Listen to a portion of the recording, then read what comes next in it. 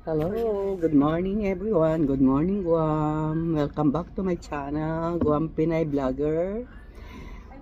We're here at King's early coffee with my Mars Betchay. Morning Mars. Morning. Ito po kami. Good morning. Maga po kaming nagising. Paki-like and subscribe my channel, Guam Pinay Vlogger. Today for my video is coffee. Yan, it's raining outside. Yan po. Sarap ng kape nila. Yan. This restaurant is open 24 hours. One of the yeah. Yan. Ito po siya. Yes. Yeah. Siya po ay may kachat. Nakabata gising pa. Baka po kayo nagtataka, lagi kami ang magkasama. Kami po'y kambal. Kambal sa uma.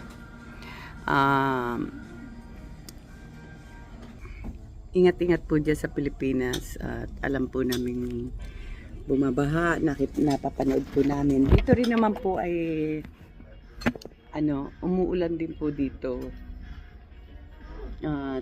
Kung sa Baguio rin lang naman pag-uusapan, ang Baguio dito ay super. No, lucky pa nga dyan kasi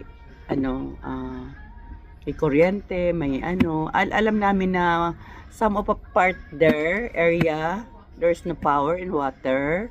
Ay, English yun more,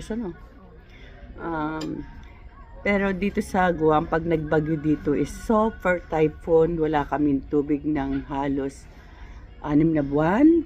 Inaabot na Mars? Yeah. No power, no water.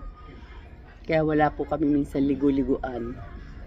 Nagpipritin lang po kami bagong ligo. Sa mga relatives ko, ingat po kayo dyan.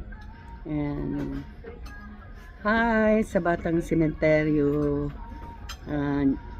kay Jason Bunso, kay Nano isa ay Tata Ekep, and of course sa ating pinakampoging pulis, si Sir Yung Bolongan. Hi sir, ingat-ingat po.